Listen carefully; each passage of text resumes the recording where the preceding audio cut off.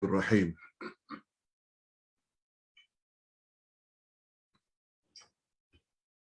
Bismillahirrahmanirrahim. Alhamdulillah nahmaduhu wa nasta'inuhu wa nastaghfiruh wa na'udzu billahi min shururi anfusina wa min sayyiati a'malina.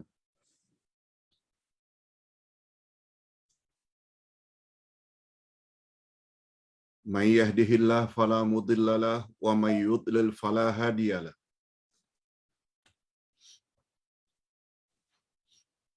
Asyhadu an la ilaha illallah wahdahu la syarika lah.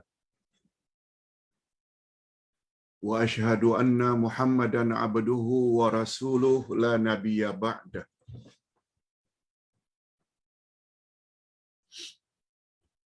Allahumma salli wa sallim ala nabiyyina Muhammad wa ala alihi wa sahbihi ajma'in, amma ba'd.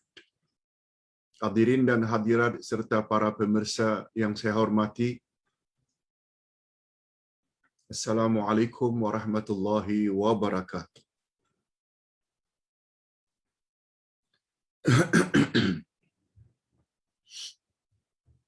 Alhamdulillah, kita bersyukur kehadirat Allah Azza wa Jalla. Pada pagi ini kita berpeluang dan berkesempatan lagi untuk menambah ilmu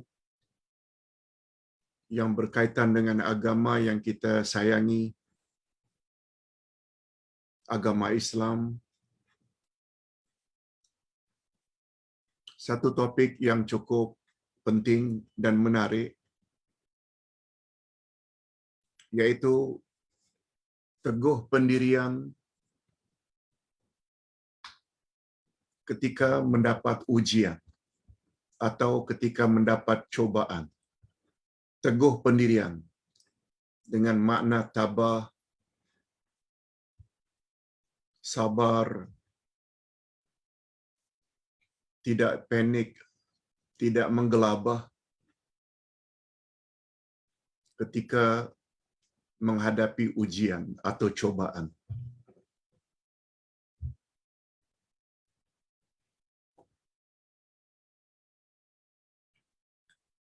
Orang beriman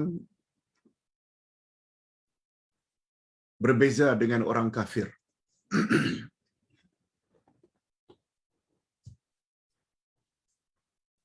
Perkara ini telah dijelaskan oleh Nabi Muhammad sallallahu alaihi wasallam dalam hadis sahih riwayat Imam Muslim. Sabda baginda, ajaban li amril mu'min, inna amrahu kullahu lahu khair, wa laysa dzalika li ahadin illa lil mu'min. In asabathu sarra'un syakar fakana khairan lahu, wa in asabathu darra'un sabar fakana khairan lahu. Maksudnya, sungguh menakjubkan, sungguh hebat urusan orang yang beriman. Sungguh hebat, kata Nabi. Setengah riwayat sampai diulang oleh Nabi 3 kali. Ajaban li amril mu'min, ajaban li amril mu'min, ajaban li amril mu'min. Sungguh hebat urusan orang yang beriman. Sungguh hebat sikap orang yang beriman. Sungguh hebat pendirian orang yang beriman. Diulang sampai 3 kali.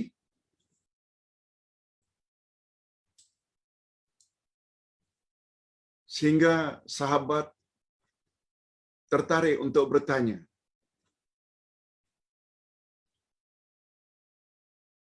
di mana letak hebatnya orang beriman ya Rasulullah? Itu dalam riwayat lain. Jawab Nabi, "Inna amrahu kullahu lahu khair." Segala urusan mereka baik-baik belaka.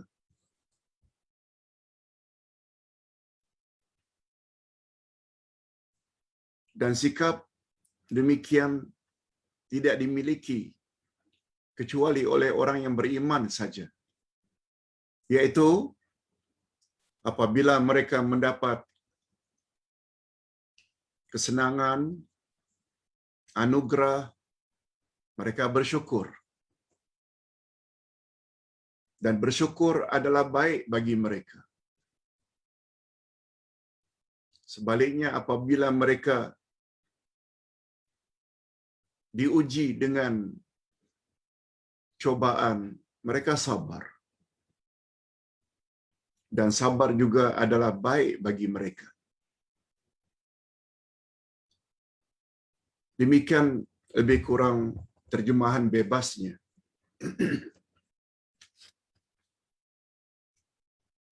Nah, sekarang seperti Al-Quran belum memadai sekedar mengetahui terjemah harfiah, direct translation. Belum memadai sekedar mengetahui literal translation, tapi sebagaimana Al-Quran perlu kepada terjemah ma'nawiyah iaitu tafsir, hadis Nabi juga perlu kepada terjemah ma'nawiyah yang dipanggil dengan syarah al-hadis. Berikut ini syarah al-hadis. Tolong beri tumpuan sebab pembahasannya agak panjang. Dan kita, Ustaz akan jawab beberapa soalan dari para jemaah. Oleh sebab itu tolong dan beri perhatian dan konsentrasi. Makna dalam syarah hadis ini cobaan atau ujian ditimpa oleh Allah kepada seseorang sesuai dengan kadar iman. Apa maksudnya? Makin kuat imannya, akan lebih banyak ujian yang dia akan hadapi. Bila tidak mantap imannya, maka kuranglah ujian.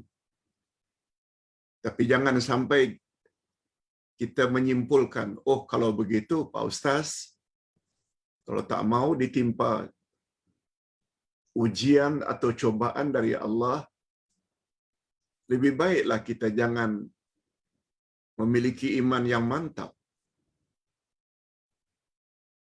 Jangan pula berkesimpulan begitu.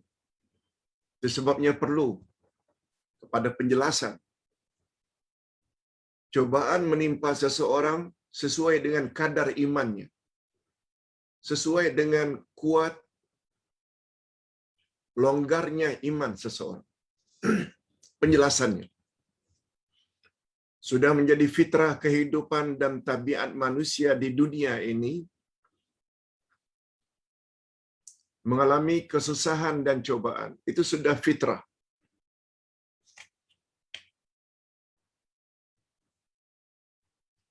Tidak boleh tidak. Setiap manusia di permukaan bumi ini mesti akan mendapat ujian. Adalah mustahil bagi mereka untuk menghindarkan diri daripadanya, seperti menghindarkan diri dari kesempitan hidup, menghindarkan diri daripada kematian orang yang dikasihi, menghindarkan diri dari kedegilan anak-anak, menghindarkan diri menghindarkan diri daripada kecurangan suami, menghindarkan diri dari kederhakaan isteri,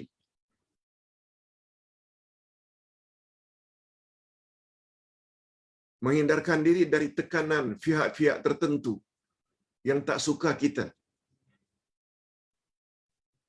penganiayaan, penghinaan, fitnahan, ditimpa sakit dan lain-lain lagi. Impossible.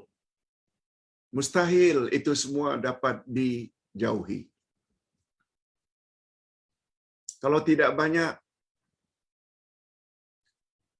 walaupun sedikit, mesti akan rasakan.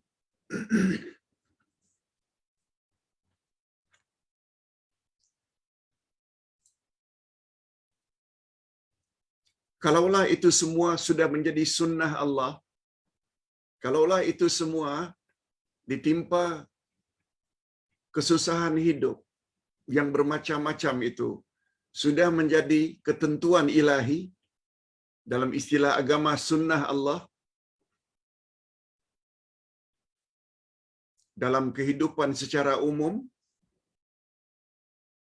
dan untuk semua manusia, tak boleh tidak,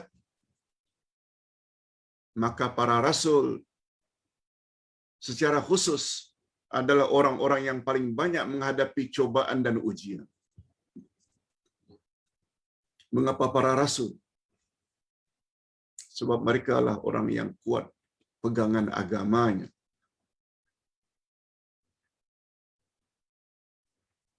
Mereka ditugaskan untuk menyampaikan kebenaran.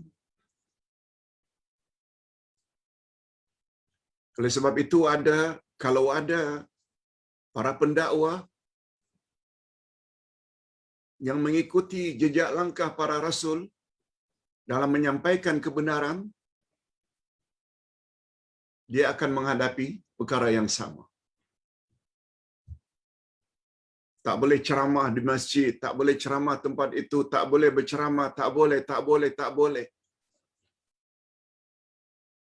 Ada pihak-pihak tertentu yang coba menghalang. Ini namanya sunnah Allah.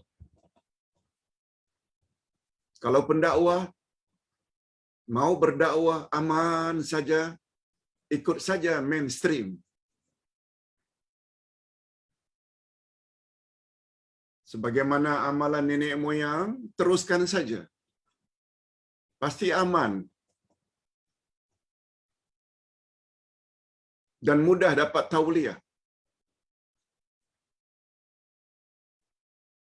Tetapi bila pendakwah tersebut mau mengatakan yang benar, perkara syirik dikatakan syirik.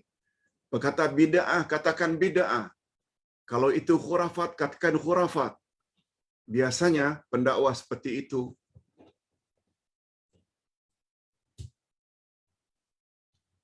selalu mendapat halangan. Itu maksudnya mereka mengajak umat ke jalan Allah, tetapi justru mereka diperangi oleh pendakwah-pendakwah ke jalan syaitan. Kita yang mau cakap ini kata Quran, ini kata hadis, mereka dimusuhi oleh pendakwah-pendakwah yang suka menyebar khurafat, syirik, bid'ah. Sebab bila kebenaran didedahkan, follower mereka mula akan lari. Akan berkurang mereka punya pengikut. Besar kemungkinan mereka akan kurang diundang lagi. Sehingga mengurangi pendapatan bulanan mereka. Allahu Akbar. Mereka ingin menegakkan kebenaran. Ini para rasul dan pendakwah yang hakiki yang ingin menyampaikan kebenaran. Mereka ingin menegakkan kebenaran atau al-haq, tetapi justru mereka ditentang oleh penegak-penegak kebatilan.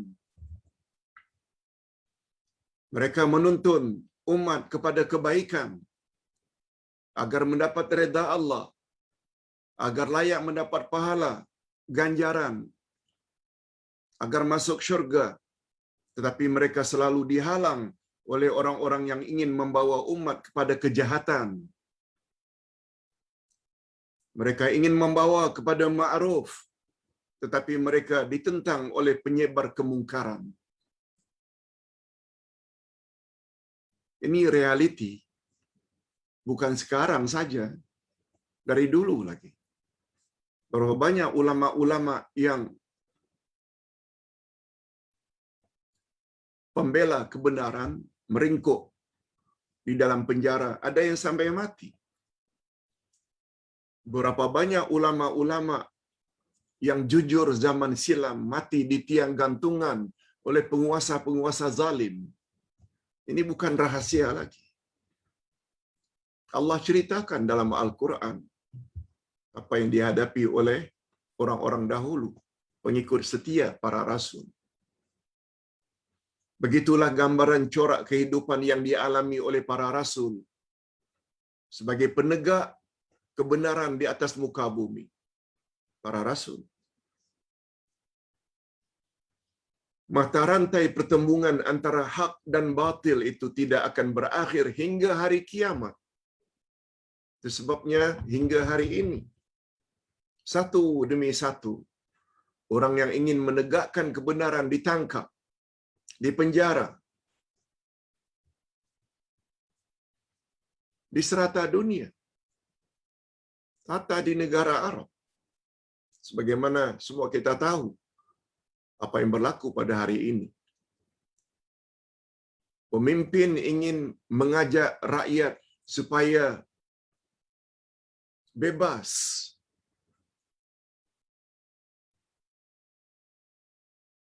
Para ulama yang jujur coba menegur, meringkuk dalam penjara.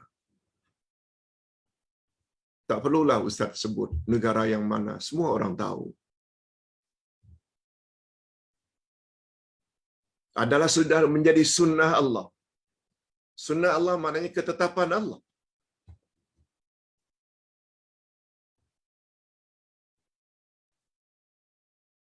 Allah menjadikan pasangan antara Adam dan Iblis. Allah menjadikan Nabi Ibrahim juga ada Namrud. Allah jadikan Nabi Musa juga ada Firaun. Allah jadikan Nabi Muhammad juga ada Abu Jahal, Abu Lahab dan lain-lain. Oleh sebab itu ingin menegakkan kebenaran, dia bukan sesuatu yang mudah. Banyak cabarannya. Itu sebabnya Allah Subhanahu wa taala berfirman pada surat Al-An'am ayat 112. A'udzubillahi minasyaitonir rajim. Wa kadzalika ja'alna likulli nabiyyin aduwa syayatinal insi wal jin. Hingga akhir ayat. Demikianlah kami jadikan bagi tiap-tiap nabi itu ada musuh. Lalu Allah jelaskan musuh para nabi itu syaitan insan dan syaitan jin. Rupanya syaitan ada dua jenis berdasarkan ayat ini. Syaitan insan dan syaitan jin. Kita semua tahu syaitan maknanya segala yang ingin mengajak kita jauh dari kebenaran. Yang dalam bahasa akidahnya ba'idun anil haq. Segala yang ingin mengajak kita jauh daripada kebenaran. Dan kebenaran pula segala yang datang dari Allah. Lihat ayat 147 Al-Baqarah. Al-haqqu mir rabbik fala takunanna minal mubtarin. Kebenaran itu datangnya dari Tuhanmu. Oleh sebab itu jangan kamu ragu-ragu lagi.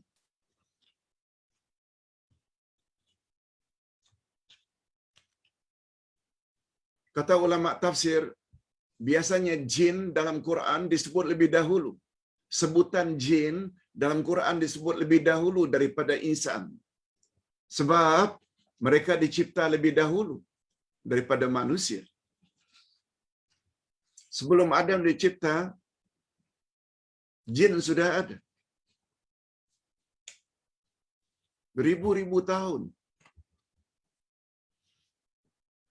sebelum manusia dicipta, yakni Adam, iblis sudah ada. Itu sebabnya begitu Adam dicipta, Allah suruh semua malaikat dan iblis agar sujud. Semuanya sujud kecuali iblis. Itu bermakna iblis dari kalangan jin telah dicipta lebih dahulu. Itu sebabnya kita lihat pada ayat terakhir dalam Al-Quran, minal jinnati wan nas. Jin dulu baru manusia. Ayat 56 Az-Zariyat, wa ma khalaqtul jinna wal insa illa liya'budun. Aku tidak jadikan jin dan manusia melainkan agar mereka beribadat padaku. Ayat 179 Al-A'raf, wa laqad zara'na li jahannam katsiran minal jinni wal insi. Semuanya jin disebut lebih dahulu kecuali pada ayat ini. Wa kadzalika ja'alna likulli nabiyyin aduwa syayatinal insi wal jinni. Tiap-tiap nabi pasti ada musuh. Disebut oleh Allah musuh para nabi, syaitan insan dahulu, baru syaitan jin. Ini memberi isyarat, kata ulama tafsir, dalam usaha mengajak manusia kepada kejahatan, syaitan insan lebih berbahaya daripada syaitan jin. Itu rahasianya dalam bab permusuhan disebut syaitan insan dahulu, baru syaitan jin. Siapa contoh Pak Ustaz? Tadi kita dah sebut. Namrud, syaitan insan di zaman Nabi Ibrahim. Fir'aun, Haman, syaitan insan di zaman Nabi Musa. Abu Jahal, Abu Lahab, itu syaitan insan di zaman Nabi Muhammad sallallahu alaihi wasallam. Demikianlah keadaan yang dihadapi oleh para rasul. Para pendakwah dan penegak kebenaran hendaklah menyadari akan hakikat ini, bahwa selagi mereka terus bergerak cergas untuk memperjuangkan kebenaran sebagaimana yang diperjuangkan oleh para rasul, maka mereka mesti akan mengalami keadaan serupa sebagaimana pernah menimpa para rasul. Ini yang Ustaz katakan tadi. Oleh sebab itu, pendakwah-pendakwah yang hanya ikut mainstream, hanya ikut arus perdana, tak mau robah, tak mau tegur, mereka akan selamat. Tapi sebenarnya pendakwah tidak macam itu. Sebab Nabi menggunakan istilah al-ulama'u warasatul anbiya. Para ulama itu adalah penerus, pewaris nabi-nabi. Maknanya mereka mesti sampaikan sebagaimana yang Nabi sampaikan. Jangan sembunyikan. Kalau perkara yang dilihat itu bercanggah dengan Quran dan Sunnah, katakan terus terang. Mereka ikut, tak mau ikut, itu urusan mereka. Tapi dia membisu, ini yang boleh mengakibatkan bala ditimpa oleh Allah, lingkup satu negeri. Allah berfirman, wattaqu fitnatan la tusibanna alladhina zalamu minkum khassa. Takutlah olehmu terhadap fitnah yang tidak hanya akan ditimpa kepada orang-orang yang berbuat dosa secara khusus. No, takutlah. Ada fitnah-fitnah tertentu Ya Allah timpakan secara umum. Dijelaskan oleh Nabi, bila musibah itu ditimpa secara umum, apabila orang-orang yang tahu membisu, tidak mau tegur. Na'udzubillah min dzalik. Nabi Muhammad sallallahu alaihi wasallam bersabda dari hadis Sa'ad bin Abi Waqqas. Kata beliau, kata Sa'ad, aku pernah bertanya kepada Rasul, ya Rasulullah, ayyun nasi asyaddu bala'a? Manusia jenis manakah yang paling banyak diuji oleh Allah? Lalu Nabi jawab, al-anbiya, para nabi. Summal amsal fal amsal. Yubtala ar-rajulu hasba dinihi, fa in kana fi dinihi salban ishtadda bala'uh, wa in kana fi dinihi riqqatan ibtala ala hasbi dinihi. Bahasa bebasnya, manusia yang paling banyak dicoba oleh Allah, diuji oleh Allah adalah para nabi. Kemudian yang hampir serupa dengan mereka. Lalu kata Nabi, makin kuat mantap pegangan agama seseorang, akan semakin banyak ujian akan menimpanya. Bila iman seseorang, pegangan agama seseorang longgar, maka Allah akan timpa ujian sesuai dengan kadar iman seseorang. Jangan berkesimpulan dari hadis ini, kalau tak mau dicoba, Pak Ustaz, tak payahlah kita kuatkan sangat pegangan agama. Tak pula boleh macam itu. Sebab sungguh banyak ganjaran daripada ujian yang ditimpa oleh Allah. Penghapusan dosa, tanda Allah sayang pada kita, kita berpulang untuk sabar. Lagipun itu semua urusan dunia saja, bukan urusan agama. Oleh sebab itu para sahabat bila ditimpa musibah atau ujian, mereka ucap sampai 4 kali, Alhamdulillah, Alhamdulillah, Alhamdulillah, Alhamdulillah. Alhamdulillah pertama, karena itu menandakan Allah sayang kepadanya. Yang kedua, karena Allah akan hapus dosa-dosanya. Yang ketiga, dia berpeluang untuk sabar. Yang ketiga, musibah. Sekedar sakit, anak meninggal, dan lain-lain. Itu hanya musibah dunia, bukan musibah agama. Nanti kita akan jelaskan. Nah, sekarang kita berpindah ke pasal orang yang cepat panik, menggelabah, tidak sabar. Sebelum Ustaz masuk bab ini, kesimpulan yang dapat kita ambil dari pelajaran di atas tadi.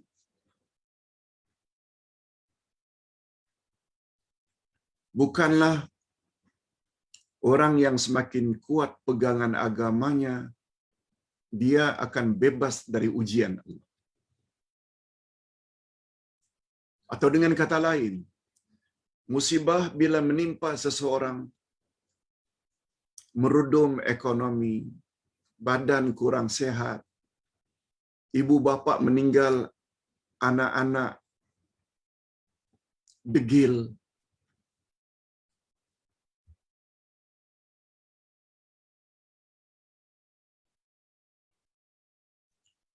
ujian yang ditimpa oleh Allah tersebut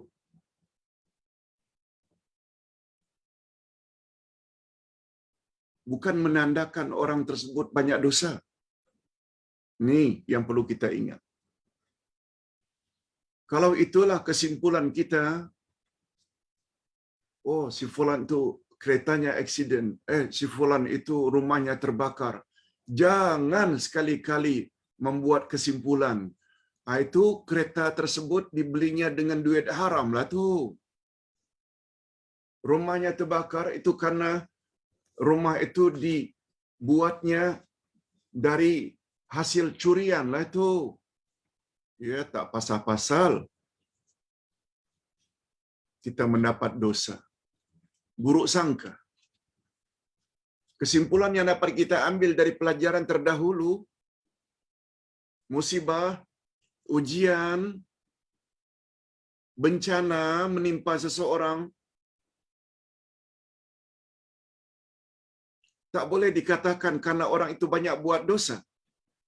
Sebab bila dikatakan orang itu banyak buat dosa lalu banyak diuji oleh Allah, itu bermakna para nabi lah yang paling banyak buat dosa. Ketika saat tadi tanya, ya Rasulullah, manusia jenis manakah yang paling banyak mendapat ujian Allah?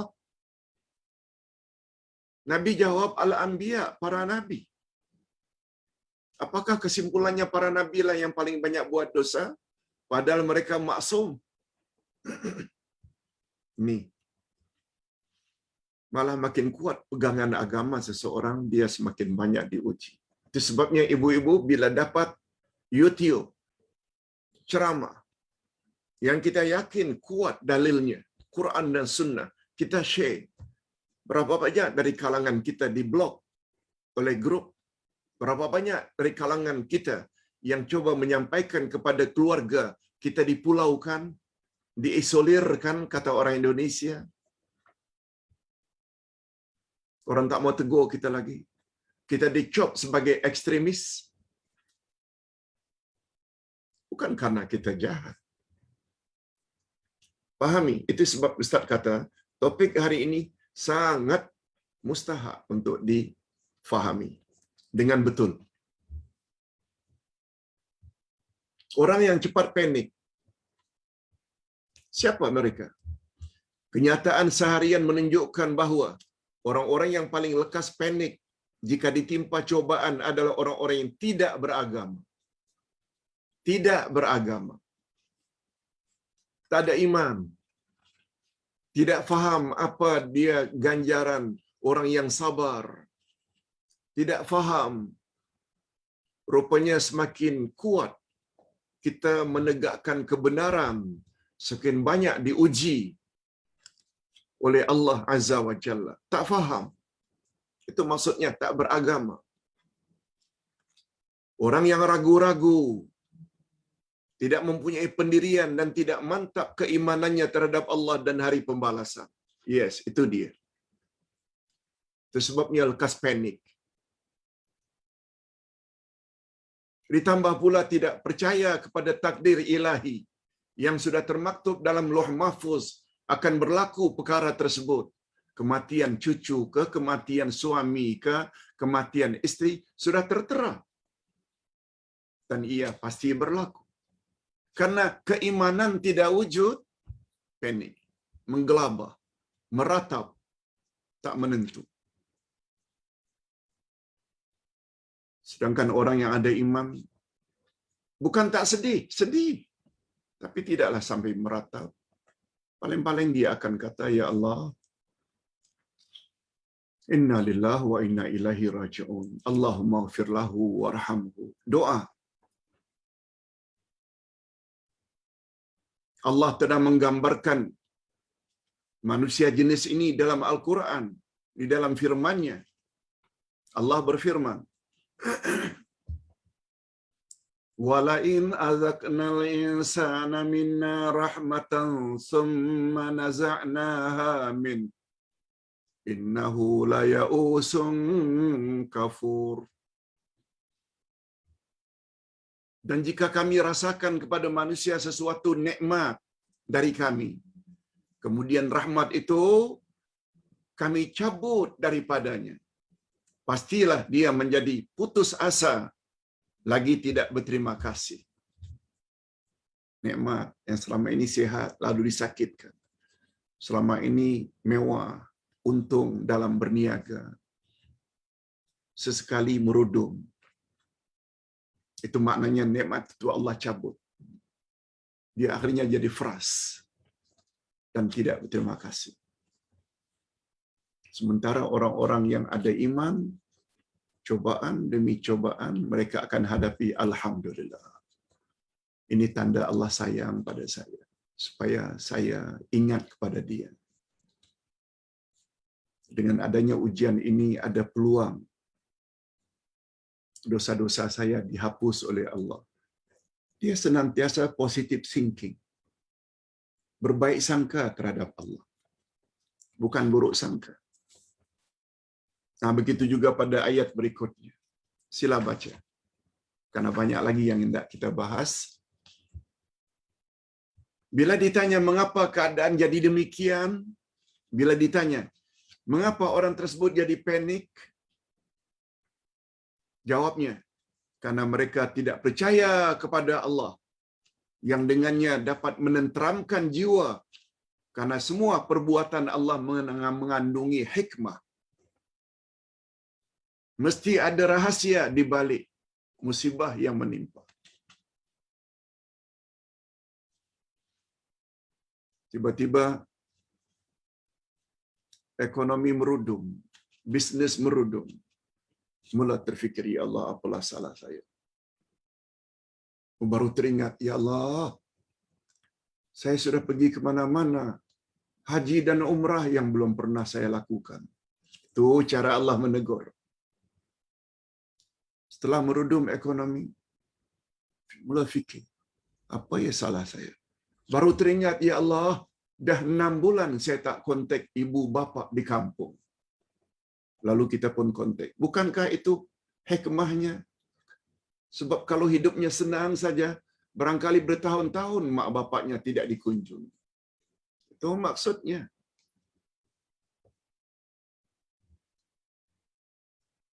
Mereka tidak percaya pada takdir, yang dengannya mereka boleh reda menghadapi semua keadaan yang menimpa.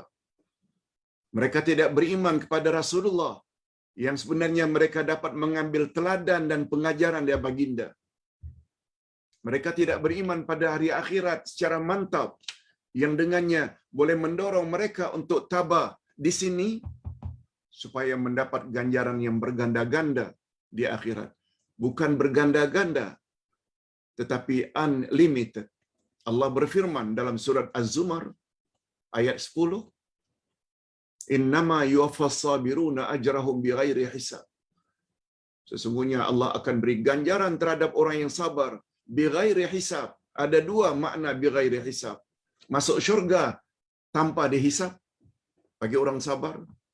Makna yang kedua, Allah akan beri ganjaran tiada limitnya, unlimited. Mengapa tidak bersyukur? Tapi justru menyumpah-nyumpah. Sambil bertanya pula, mengapa saya? Why me? Mengapa tidak orang lain? Mengapa saya?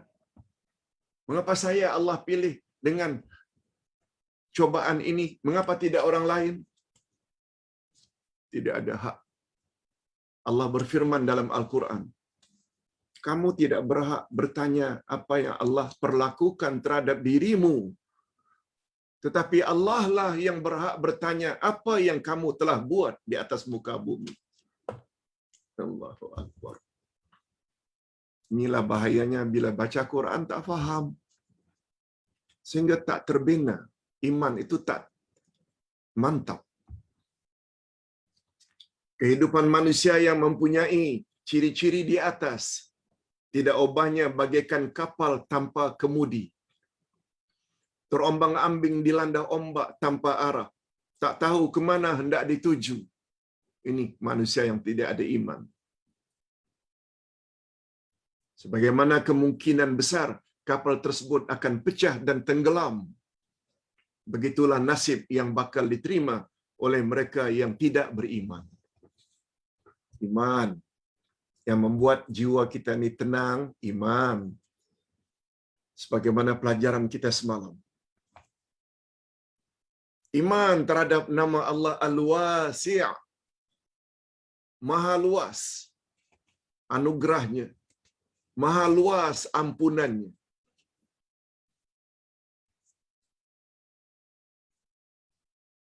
Nah, berikut ini beberapa faktor Mengapa orang beriman dapat bersikap tabah? Nah, ini dia. Ustaz himpun di sini ada 6 sebab mengapa orang beriman itu boleh tabah, cool down, steady, tidak menggelabah. Yang pertama sekali, maaf, Ustaz buat mukadimah sedikit. Adapun orang-orang beriman, mereka adalah orang-orang yang paling tabah dalam menghadapi berbagai cobaan. Ada beberapa faktor yang menyebabkan orang-orang yang beriman dapat bersikap tabah, cekal, dan teguh pendirian ketika ditimpa bencana, antara lain termasuk bencana COVID-19.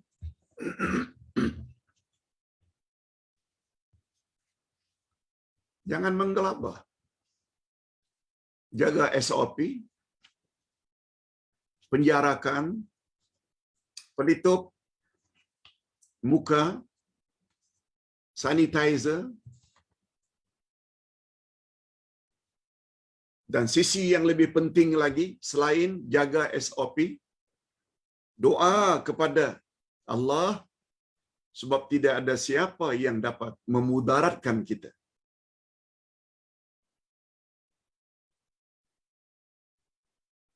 kecuali Allah. Tak ada siapa yang dapat mudarat kita tanpa izin Allah.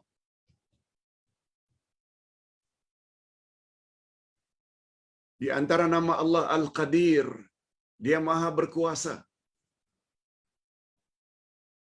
Sebagaimana sabda Nabi SAW, andai kata manusia, jin dari dahulu lagi ingin memberi kamu manfaat, memberi sesuatu, berkumpul seluruh manusia sepakat untuk memberi manfaat kepadamu dengan sesuatu, manfaat atau nikmat tersebut tidak akan sampai kepadamu tanpa izin Allah. Andai kata seluruh makhluk bersepakat untuk membinasakan kamu, namun mereka tidak akan dapat memudaratkan dan membinasakan kamu tanpa izin Allah. Apa maknanya ini? Dekatkan diri pada Allah, berdoa.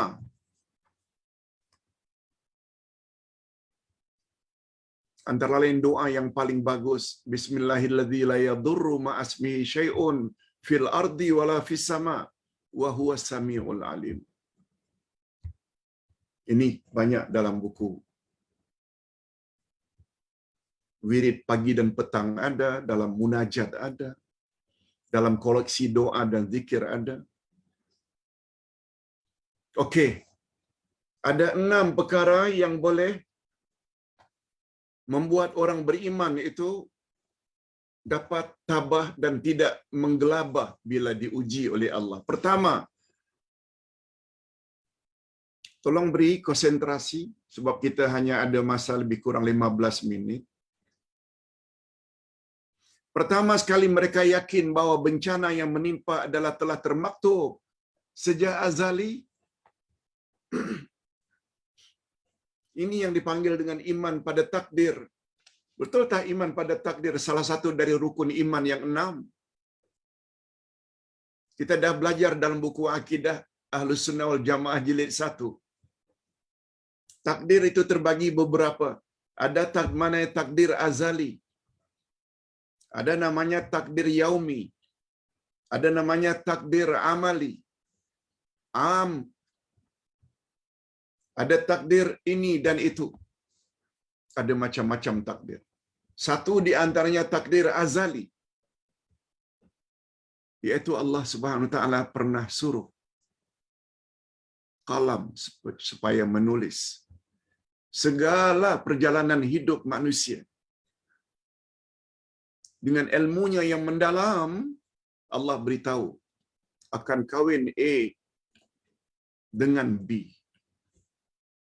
Hasil perkawinnya akan lahir insan yang bernama Abdullah Yasin. Abdullah Yasin ini akan belajar di sini. Umur sekian dia akan kahwin dengan B. Abdullah Yasin, istrinya B ini akan dapat anak 5 orang. 4 laki-laki, 1 perempuan. Pada tahun 2021, cucunya berjumlah 13 orang. 10 laki-laki, 3 wanita. Sudah tertera. Ada anak-anak yang punya anak 4 orang, ada 3 orang. Ada yang 1 orang. Tak boleh dipertikaikan. Itu semua sudah ditakdirkan oleh Allah Subhanahu wa taala. Pada umur sekian, Abdullah Yasin ini akan meninggal dunia. Dan kuburannya di tempat itu. Semua sudah tertera di dalam Lauh Mahfuz. Ini namanya takdir azali.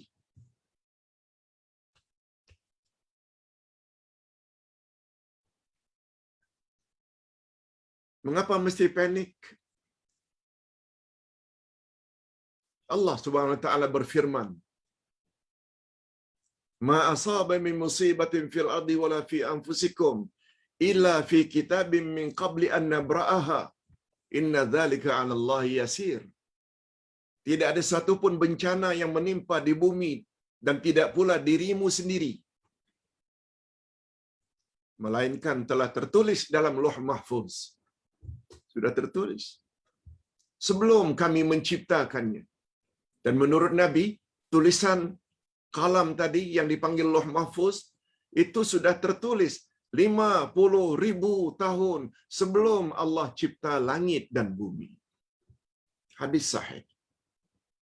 Kita dah belajar dah. Itu gunanya kita belajar akidah. Orang yang faham dan mantap akidah, dia tidak lekas panik. Sebab semuanya telah ditetapkan oleh Allah. Yang kedua, selain keyakinannya yang mantap terhadap takdir ilahi, membuat dia tidak lekas panik. Yang kedua, mereka sungguh yakin bahawa bencana yang menimpa dalam urusan dunianya adalah lebih baik jika dibandingkan dengan bencana yang menimpa dalam urusan agamanya. Ini yang Ustaz nak jelaskan sedikit. Musibah ada 2 jenis. Musibah dunia dan musibah agama. Sekedar sakit, termasuk kanser, dilanda COVID-19, dilahirkan dalam keadaan sumbing bibirnya, kudung, Down syndrome,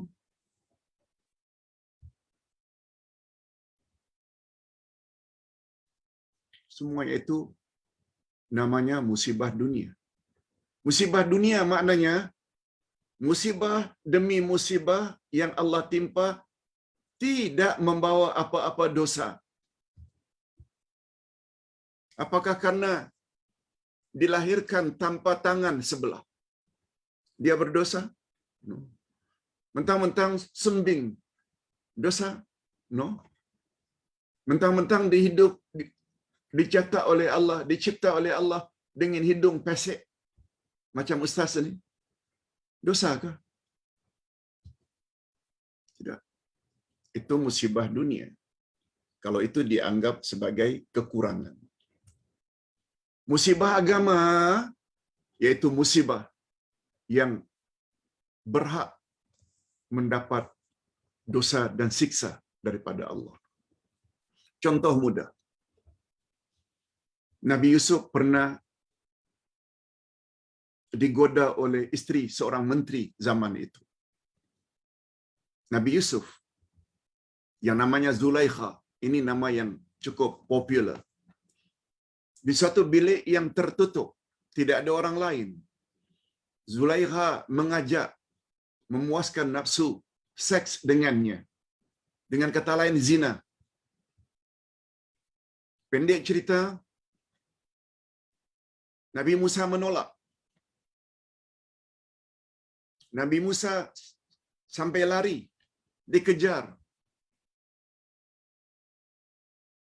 dipegang bajunya Yusuf dari belakang sampai koyak karena tidak menghindarkan dari zina. Lalu Zulaikha beri amaran, kau tahu kan suamiku menteri, kamu boleh dipenjara bila tidak memenuhi kehendakku.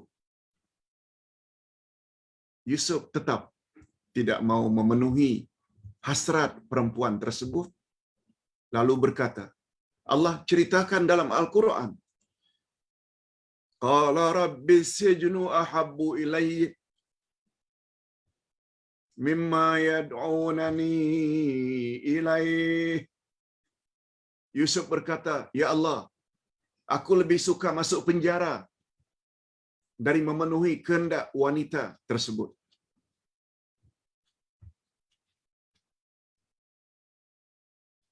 Apa yang menghalang Nabi Musa berzina?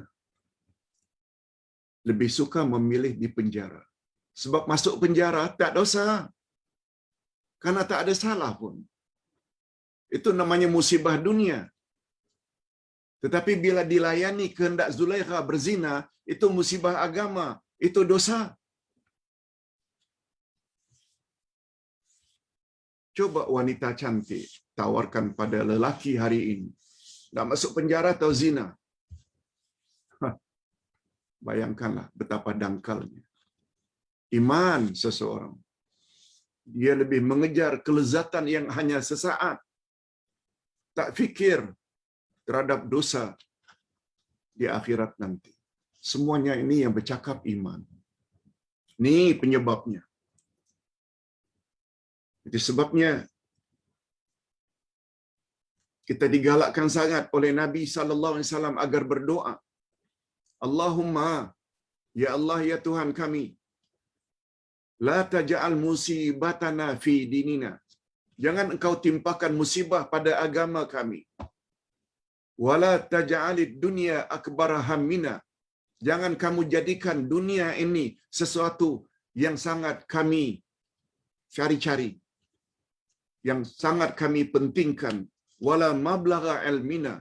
Dan jangan jadikan dunia ini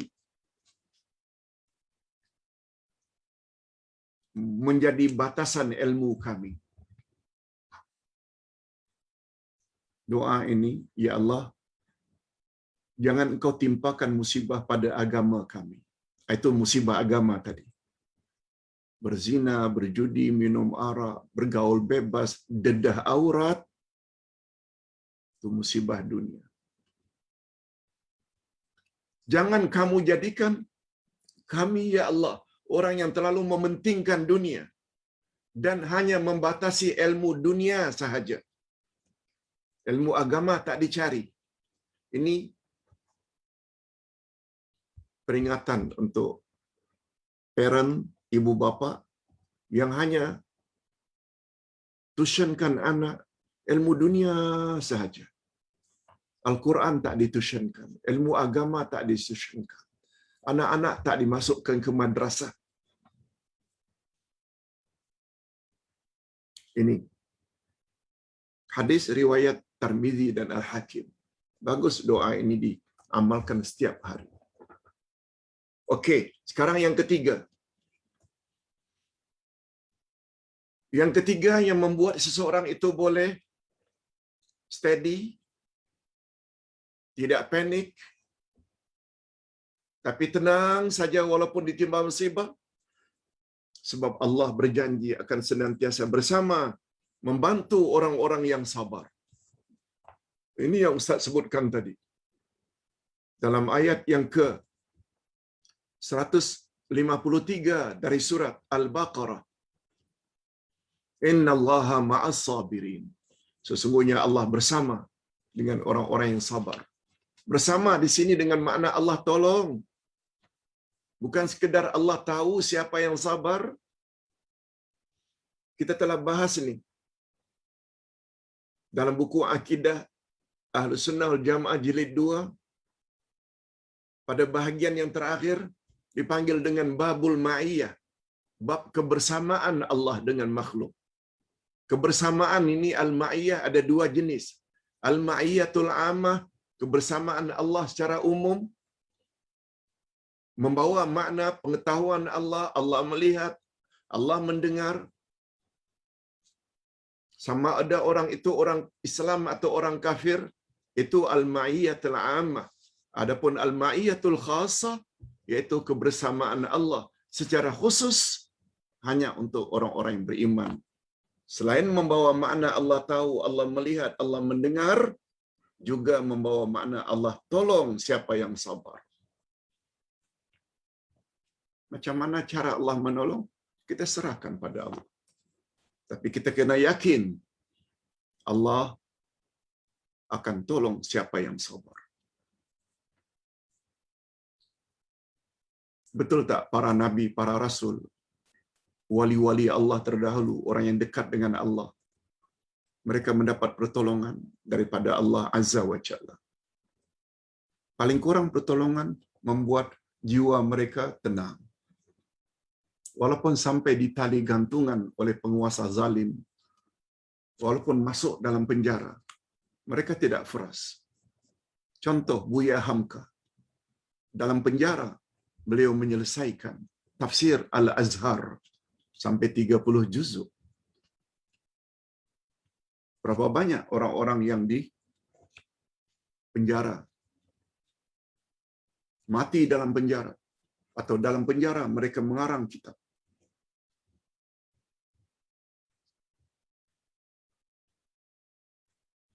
Hadirin dan hadirat rahimakumullah. Itu dah 3 dah.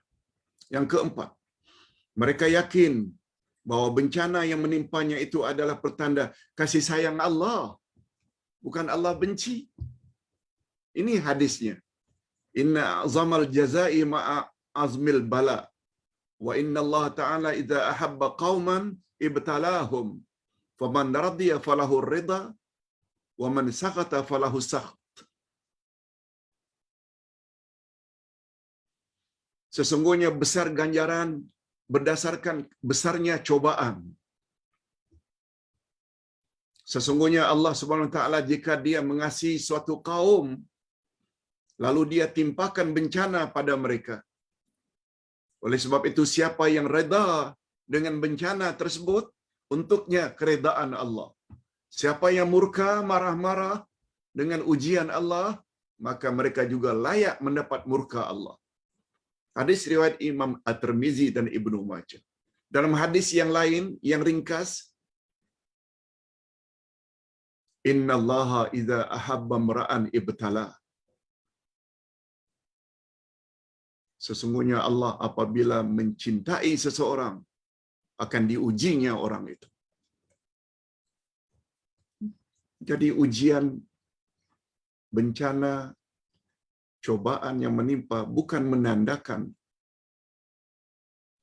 orang itu banyak dosa. Nah, menunjukkan Allah sayang pada dia. Itu sebabnya ada satu riwayat, Rasulullah akan mengawini seorang gadis. Sebelum hari perkawinan, diriwayatkan, wallahu a'lam sampai di mana kesahihannya. Ini Ustaz baca dulu ketika di universiti lagi. Sebelum hari perkawinan datang satu orang tua yang berasal dari kampung gadis tersebut sambil memuji-muji. Ya Rasulullah, beruntung sungguh Tuhan dapat gadis itu. Sejak dari kecil dia lahir lagi, saya tahu dia punya perangai.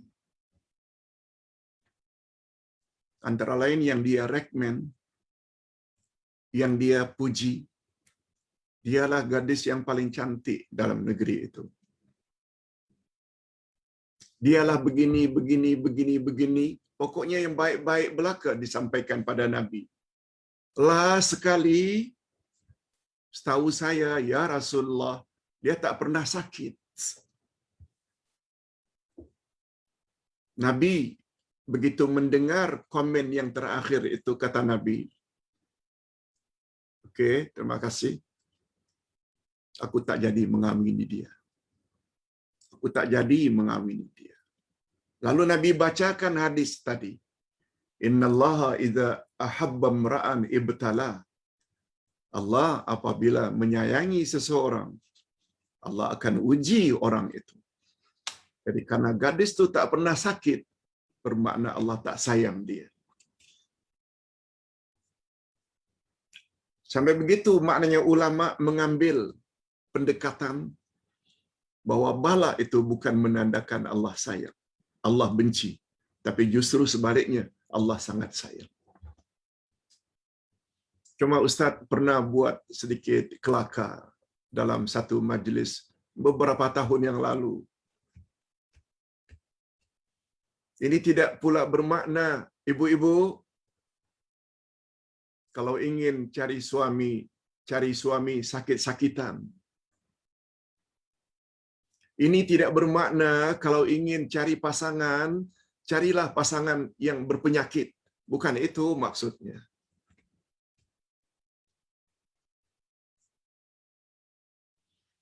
Sekali lagi, bencana menimpa seseorang bukan menandakan orang itu Allah benci. Enggak. Justru Allah cinta. Dengan harapan mudah-mudahan dengan bencana demi bencana membuat dia insaf. Oh, mengapa saya selama ini tidak ziarah mak bapak? Mengapa saya selama ini pergi ke mana-mana seluruh dunia tapi tidak haji dan umrah? Itu maksudnya. Nah, yang kelima, Allah menyediakan ganjaran yang amat besar tanpa batas untuk orang-orang yang sabar. Yes, betul. Surat Az-Zumar ayat 10. Innama yuwaffas sabiruna ajrahum bighairi hisab. Sesungguhnya Allah akan beri ganjaran kepada orang yang sabar. Bighairi hisab ada dua makna. Masuk syurga tanpa hisab. Yang kedua, orang tersebut layak mendapat ganjaran pahala tanpa batasan. Nah, yang terakhir, yang keenam. Setiap bencana yang menimpa walaupun bencana kecil, Allah akan menghapuskan dosa-dosanya. Nah, ini lagi yang membuat seseorang yang ditimpa musibah menjadi happy, bukan sedih. Karena dengan ditimpa musibah, dosa-dosanya, terutama dosa-dosa kecil, dihapuskan oleh Allah. Allah berfirman, Rasul bersabda, dalam hadis sahih riwayat Imam Bukhari dan Imam Muslim, ma yusibul muslima min nasabin wala wasabin wala hammin wala hazanin wala adhan wala gham hatta syaukatu yushakuha illa kafarallahu biha min khatayahu. Coba dengar terjemahannya. Tidaklah sesuatu yang menimpa muslim, tidaklah sesuatu yang menimpa muslim sama ada rasa penat, letih, sakit, sedih, gundah, gangguan, gelisah, sehingga ditusuk duri pun ke kulitnya, melainkan Allah tutup dengannya kesalahan-kesalahannya.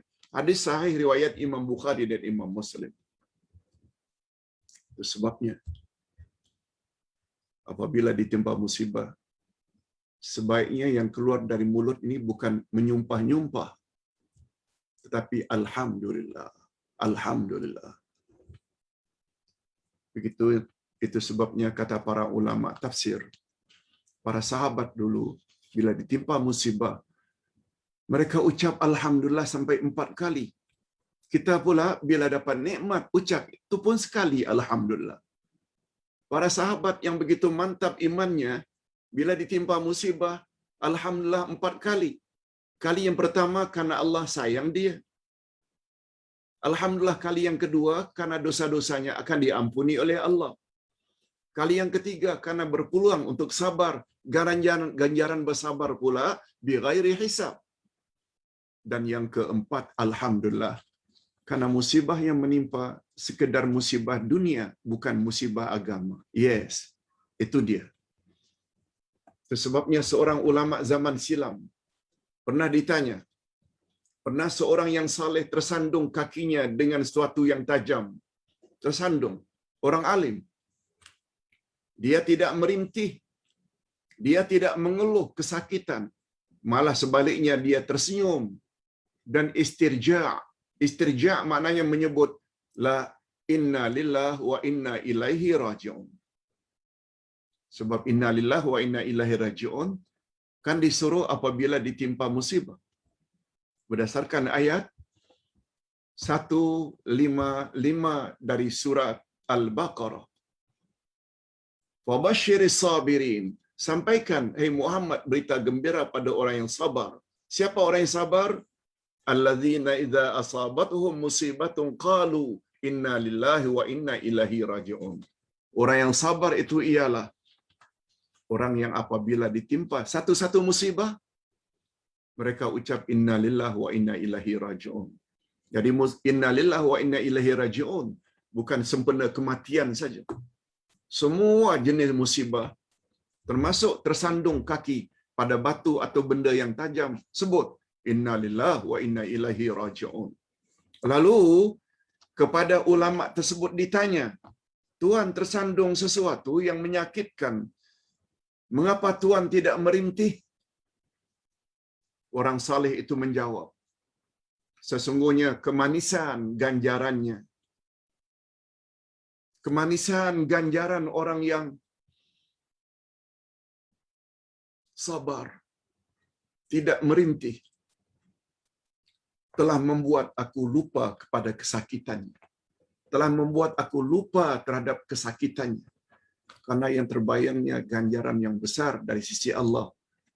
Karena dia tidak marah-marah, tidak merintih. Ini yang dikatakan oleh setengah ulama orang yang panjang akal. Apa maksudnya Pak Ustaz? Panjang akal.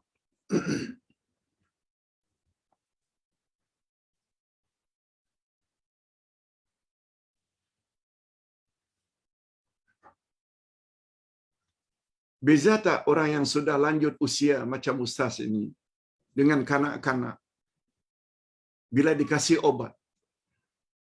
Bila dikasih obat, kalau obat itu pahit, anak-anak mau tak minum? Enggak.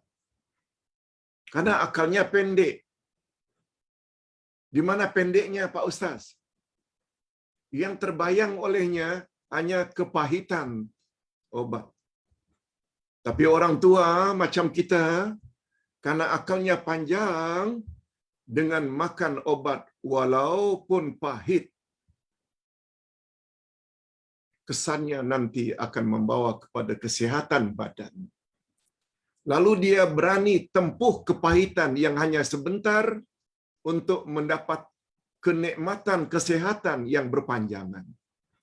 Betul tak orang tua-tua zaman-zaman dahulu lah suka makan jamu? Betul tak jamu itu pahit? Tapi orang tua steady saja. Apa sebab? Sebab dia terbayang kesan daripada minum obat yang pahit. Dia akan mendapat kesehatan, kenikmatan kesehatan. Membuat dia lupa dengan kepahitan yang hanya sebentar. Itu bezanya orang yang pendek akal, bila timpa musibah, menggelabah. Orang yang panjang akal, macam Tuan Syekh tadi. Kemanisan ganjaran yang bakal Allah beri di akhirat membuat aku lupa akan kesakitan sehingga aku tidak merintih. Itu sebabnya ada istilah orang-orang Arab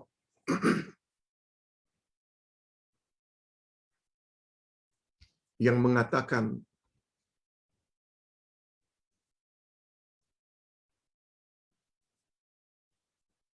seseorang sanggup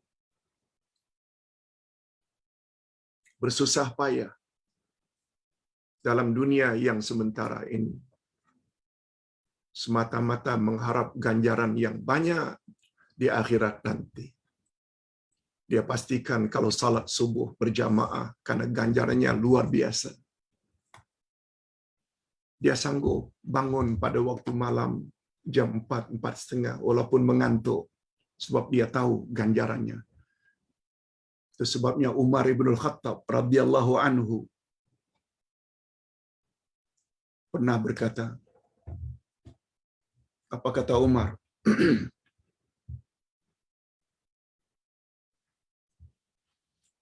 Kalau kepadaku disuruh pilih antara mati sekarang dengan hidup terus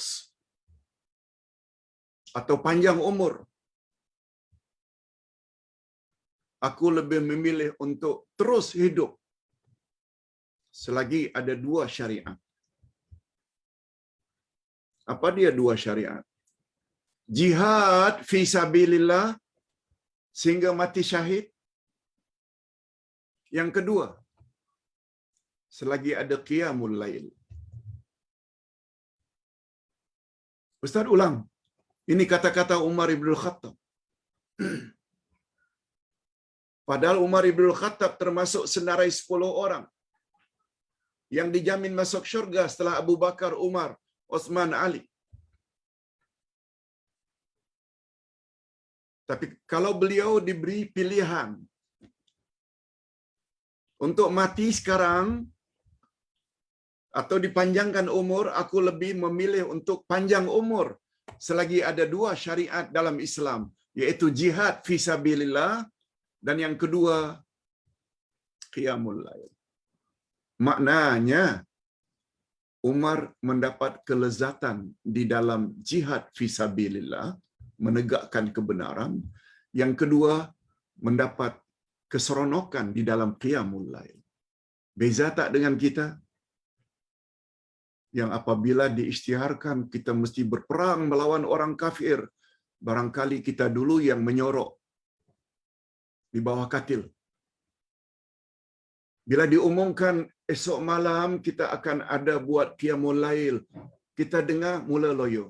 Alah, qiyamul lail lagi, qiyamul lail lagi, ngantuklah. Ini semuanya orang yang pendek akal. Cukuplah. Umar punya perkataan menunjukkan betapa panjang akalnya orang tersebut. Padahal Nabi dah sebut, beliau salah seorang dari 10 yang dijamin masuk syurga.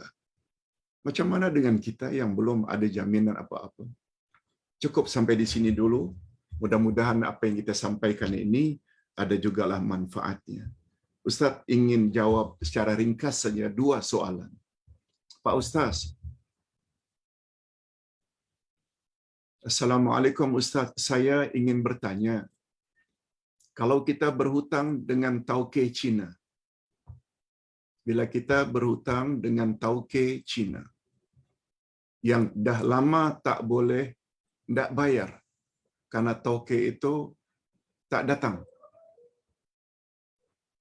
Mungkin dia sudah mati, sudah meninggal. Macam mana nak membayarnya? Minta pencerahan dari Pak Ustaz. Terima kasih. Hadirin dan hadirat.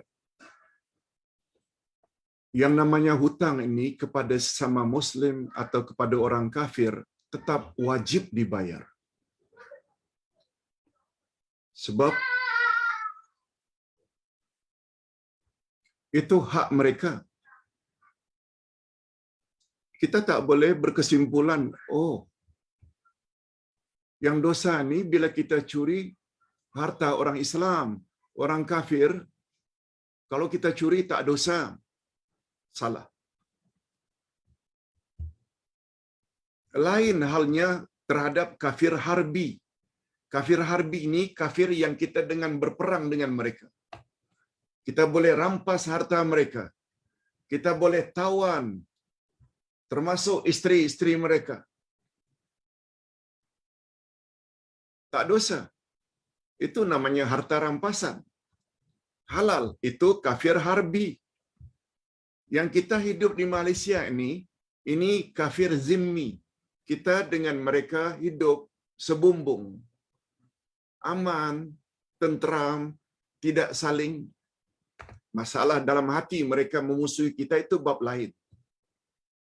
Memanglah orang kafir memang tak suka dengan orang Islam. Tapi mereka tak nampakkan. Semua kita punya kawan-kawan dari orang kafir yang kadang-kadang lebih ramah, lebih sopan daripada kawan-kawan kita yang beragama Islam. Itu kafir zimmi. Terhadap kafir zimmi, bila kita berhutang, mesti kita bayar. Kalau dia sudah meninggal dunia, cari dia punya ahli waris untuk kita serahkan berapa duit yang kita hutang. Andai kata tidak dapat dikesan lagi walau ahli waris, maka kita hendaklah sumbangkan kepada tempat-tempat yang baik. Pembinaan masjid, pembinaan madrasah, pembinaan rumah anak yatim kepada fakir miskin. Beli barang-barangan, masuk dalam food box di masjid-masjid supaya dimanfaatkan oleh orang ramai. Ini namanya takhallus. Takhallus maknanya kita hendak melepaskan tanggungjawab kita. Mudah-mudahan kita tak tahu, last minute barangkali orang tersebut masuk Islam, mengucap kalimah syahadat. Hatta dia mati kafir, dia tetap duit tersebut miliknya. Yang mustahak bagi kita, dia dapat ke tak dapat ke, yang pasti kita mesti lepaskan kita punya kewajiban membayar hutang. Itu jawaban Ustaz. Yang kedua, yang terakhir, Pak Ustaz. Assalamualaikum Ustaz, ketika ziarah kubur, apabila kita beri salam dan penghuni kubur boleh jawab salam ke? Adakah mereka nampak kita ke? Karena mereka di alam barzakh. Bukankah barzakh itu dinding penghalang? Mohon penjelasan. Terima kasih Pak Ustaz. Jawabannya, Nabi Muhammad sallallahu alaihi wasallam pernah suruh kumpul orang-orang kafir yang mati dalam perang Badar.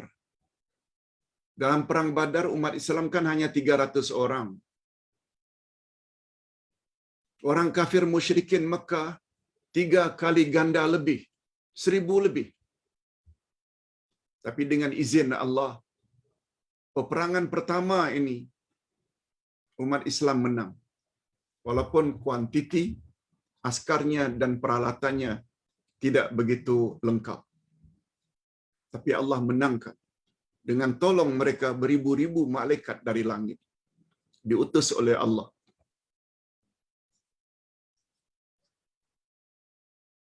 Pendek cerita, orang-orang kafir yang mati itu disuruh oleh Nabi agar dicampak di dalam lubang, dalam satu lubang. Lalu para sahabat pun ambil campak. Sebab orang kafir. Tak ada istilah mandi, kafan, salat tu tak ada. Campak. Karena orang kafir yang memerangi Rasulullah. Setelah selesai ditanam, ditambus, Nabi berkata,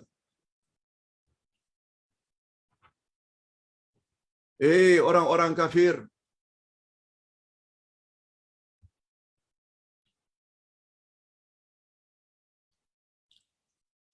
apakah yang kamu dapati? Apa yang telah dijanjikan oleh Tuhanmu?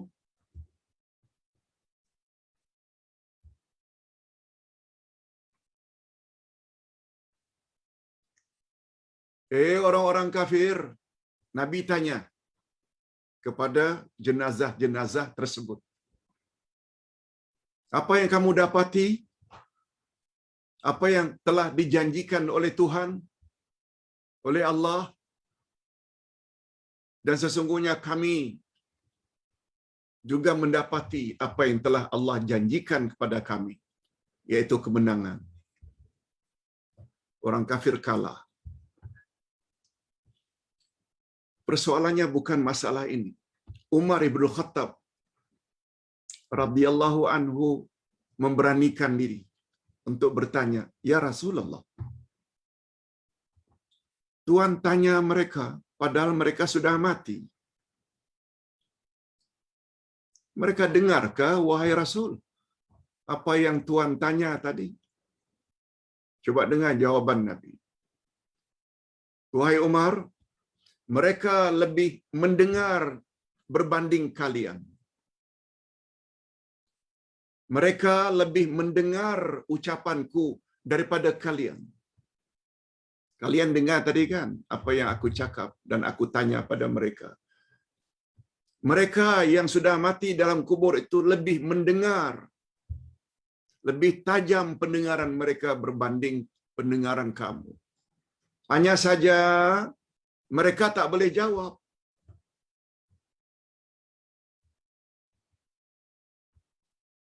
Ini memberi makna. Betul tak? Orang yang sudah mati boleh mendengar. Hadis yang lain, apabila seseorang telah meninggal dunia lalu dikebumikan, ketika jenazah yang mengkebumikan, ketika jemaah yang mengkebumikan itu balik, mereka di bawah itu mendengar telapak kaki mereka meninggalkan. Dah dua. Yang ketiga,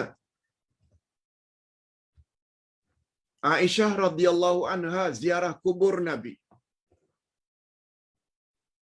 Ketika Nabi meninggal dunia, setelah meninggal dunia,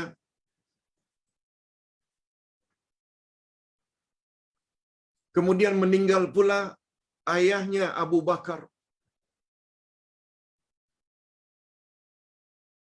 Lalu dikebumikan di samping kuburan Nabi. Ziarah lagi. Kemudian meninggal pula Umar ibn Khattab, dikebumikan di samping Abu Bakar. Tetapi sikap Siti Aisyah radhiyallahu anha beza.